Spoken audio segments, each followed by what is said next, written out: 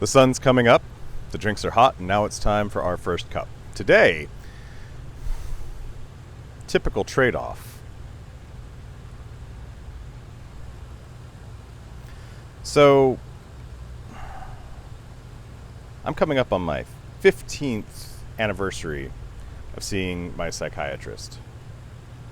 For those of you who have trouble remembering the difference between a psychiatrist and a psychologist, iatrists are more concerned with biology and pharmacology, drugs, medicine, and ologists are more concerned with thoughts and feelings and actions. But, it occurred to me that I have another 10 years to go before I get to the point where I've been medicated for my ADHD for as long as I wasn't medicated for it, right? And though having access to the medication, has been very powerful for me, I feel like I've got a very complicated relationship with it.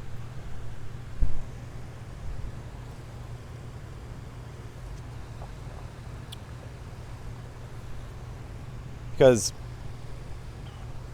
for going through so much of my life with ADHD unmedicated, I became very used to how my brain works, right? And I've used a number of different metaphors. Today's is the 12 squirrels that I've got in my head, right? Those 12 squirrels, when I'm unmedicated, like I'm sitting in the center of a forest and these 12 squirrels are running around and just finding everything shiny and interesting that they want to bring up or bring out. And they bring it to me and they show it to me and I'm like, oh wow, that's cool. While I'm trying to navigate my way through or do whatever it is that I need to do. But these squirrels keep on bringing stuff in, right?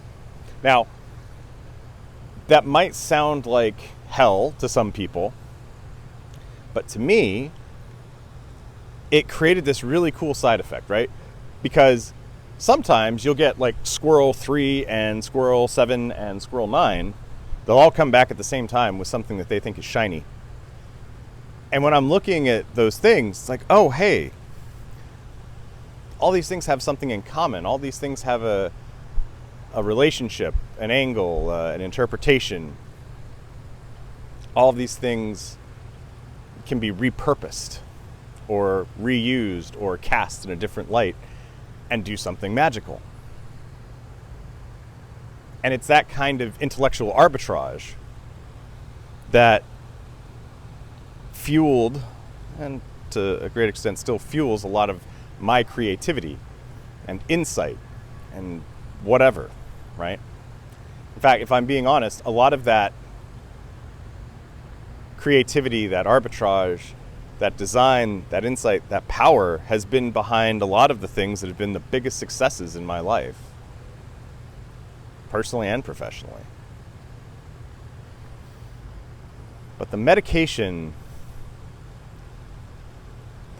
has a different effect on the squirrels than letting them run around.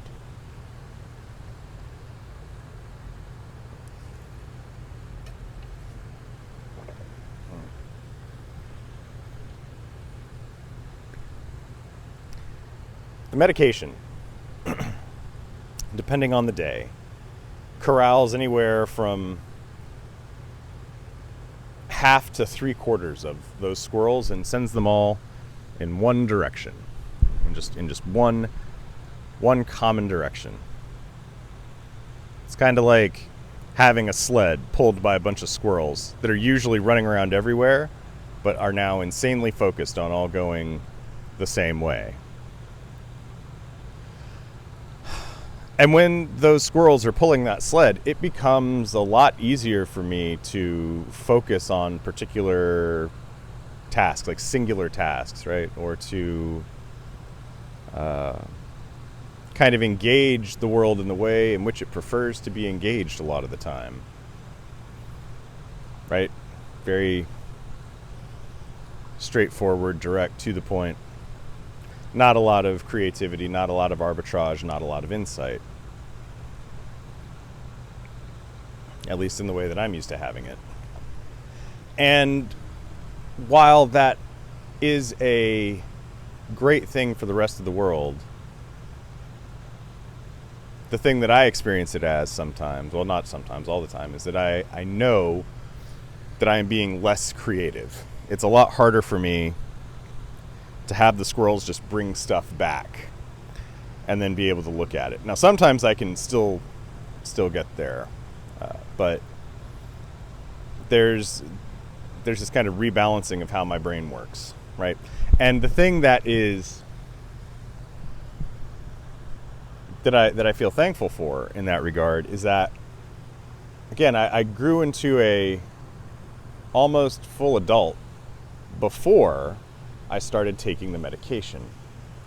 So I lived a life without it, and I had enough time to understand what was going on without having to incorporate a version of myself that was medicated into what was normal for me.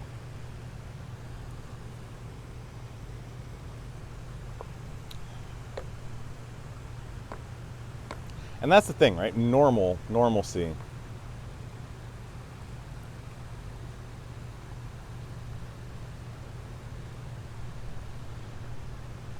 There's a lot of shoulds that are wrapped up in normal. Oh, Ian, you're really smart. You should be able to do this. Ian, you've got such and such a way of thinking. That's fantastic. You should be able to do this. You should be able to work like this. You should be. And,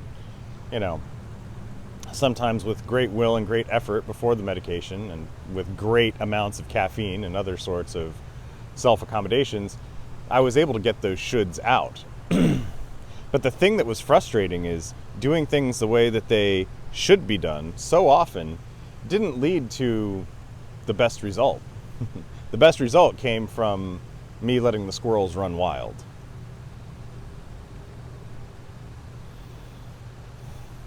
And that is such an odd thing to think about, right? A lot of times we say that an issue like this is, oh, well, that's just part of becoming, a person in the world, or, well, that's just what you got to do. Well, but is it though? But is it? Like, it's 2024. At least this time of the recording here. Like, do we still need to have that mindset? Because I'll tell you, a lot of the stuff that I've seen in my life, in academia, in entrepreneurship, in business, a little dabble in politics, a lot of the stuff that is game-changing or world-changing or things that progress science or art or politics or anything, like, they're not done. Oh, good morning. Hi, friend. Dogs everywhere this morning.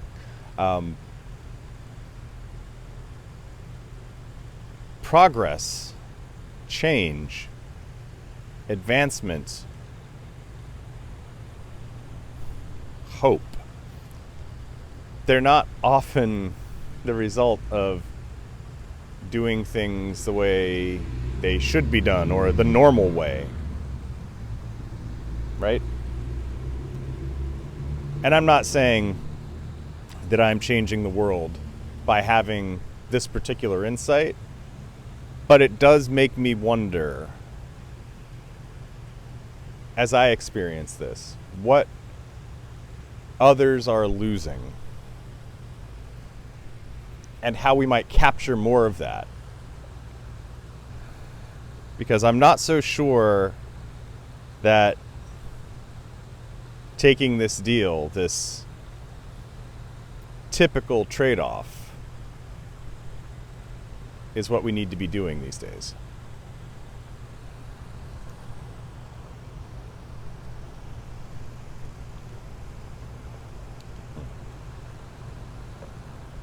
But regardless, please remember that no matter what you've heard or what I've said, death comes for us all, and a closed mouth never gets fed. Take care of yourselves. We'll talk again soon.